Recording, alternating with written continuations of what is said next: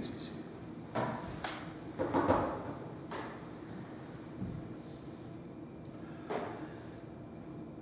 And so Jesus was born of Mary and Joseph in Bethlehem on this day, as we have celebrated for 2,000 years. It is a miraculous story, filled with angels and magi and astounded shepherds. It's a story told and retold in Sunday school classes with only a handful of children, and large arena as a gala spectacle, and on movie and television screens. The story's been told by Victorian actors, by medieval monks, and by the cast of Peanuts. It is the greatest story of Western civilization. What touches us is that it tells of the power that comes from the love of strangers helping the desperate. Carter Hayward was one of the first women received into the Episcopal priesthood. And she writes, "We touch this strength, our power, who we are in the world, when we are most fully touched with one another and with the world. There's no doubt in my mind that in doing so we are participants in ongoing incarnation, bringing God to life in the world. For God is nothing other than the eternally creative source of our relational power, our common strength, a God whose movement is to empower, bringing us into our own together, a God whose name in history is love." Well, this leads me to wonder how this story might play out if it were written today. There are no shepherds, no magi to effect miracles with. There may still be a miraculous touch to the story. So let me offer this, a modern-day story of miraculous birth, and see if you can find magic in it.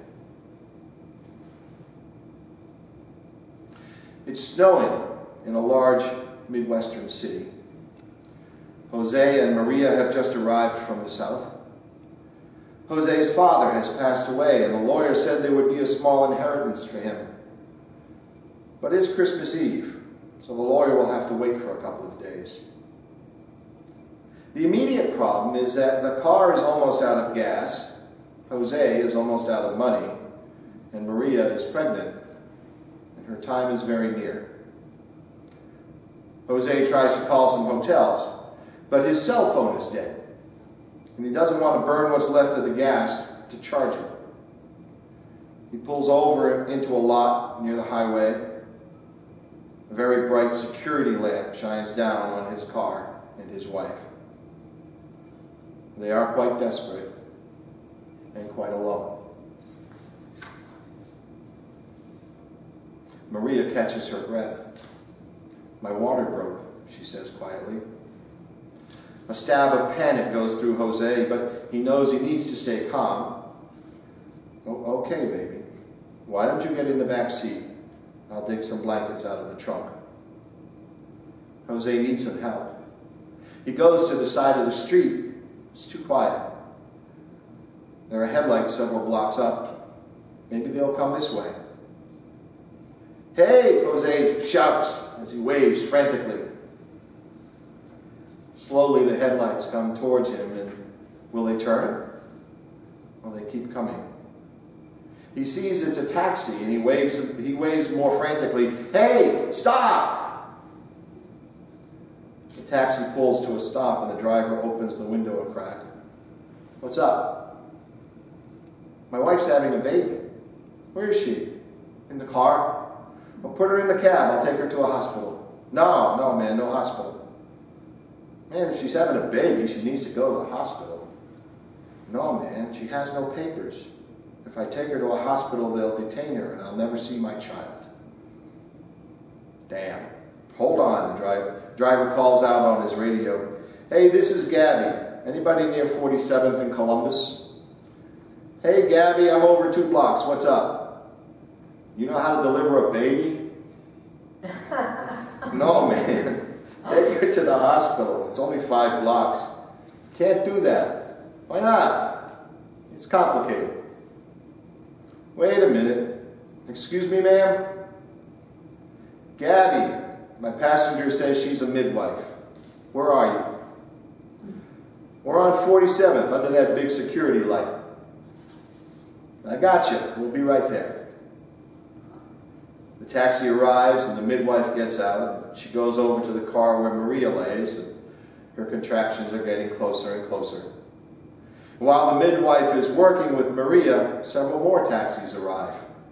They had heard the call and they want to see what's going on. This is a bad part of town to have a baby. Yeah, man, it wouldn't be my first choice. Why don't they take her to a hospital?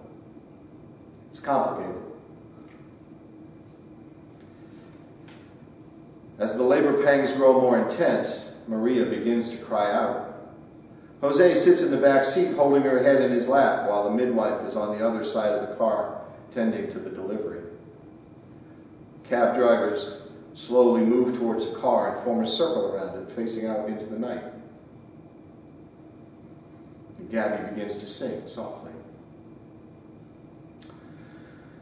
Each night a child is born, is a holy night, a time for singing, a time for wandering, a time for worshiping. Each night a child is born, is a holy night.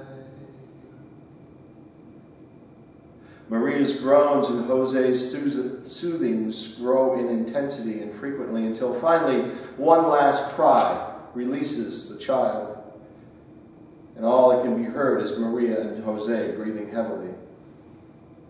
Then the tiny gurgle of a baby and the soft words of the midwife.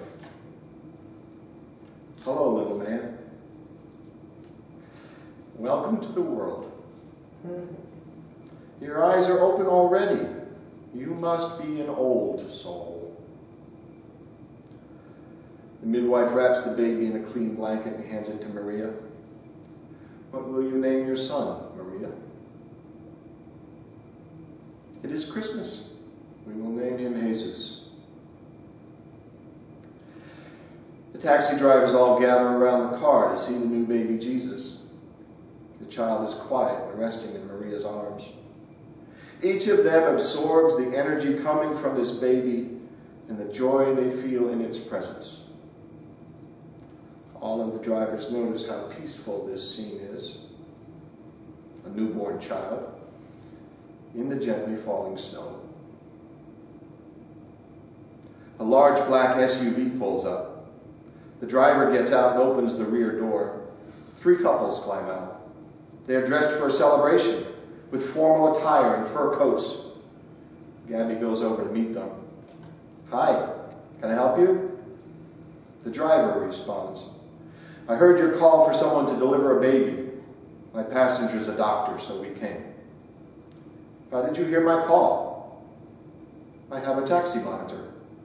I knew you Uber drivers were hacking into our calls. One of the men speaks. Settle that later. I'm a doctor. Where's the pregnant mother? Gabby replies, the mother and child are in the back seat of the car. The doctor moves towards the car. One of the other gentlemen says, why didn't you take her to a hospital? It's complicated, Gabby says. The group stands in silence for a few minutes until the doctor returns. Well, the baby is healthy and the mother's recovering okay. I guess we can go. A woman says, well, won't they go to a hospital? She's undocumented. They won't go. Well, she can't stay in that car all night, the woman says, and moves towards the birth site. A couple of minutes later, she returns without her coat. Where's your coat? I gave it to her. She will freeze in that car. That's a $2,000 coat. It's Christmas. That's great. One of the other men walks away towards Jose and Maria. Where are you going, says his wife. I'm going to put them in a hotel. The last man speaks in a very agitated voice. Wouldn't you know, they come across the border, they have their kids so they'll get U.S. citizenship. Next thing you know, they'll apply for welfare, and the man's wife takes his hand and speaks quietly. Harry, it's Christmas. Shut up.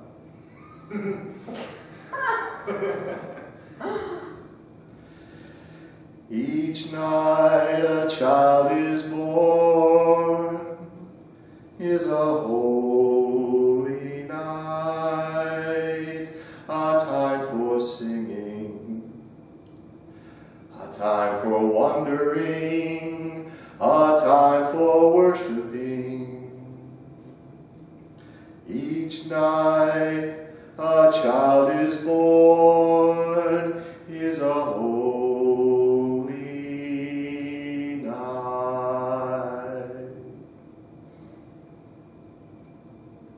And I will end with this piece by Sophia Lyons-Faz.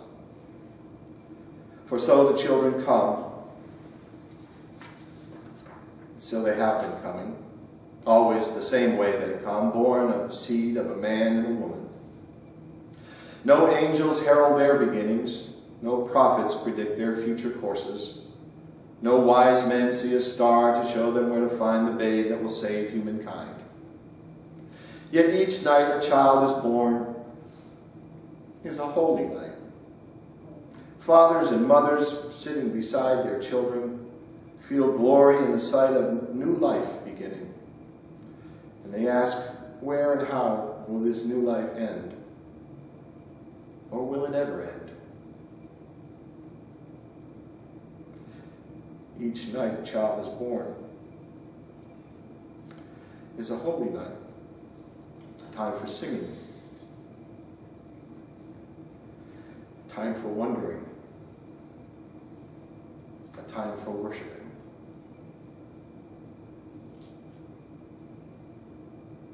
Merry Christmas. Merry Christmas. Merry Christmas.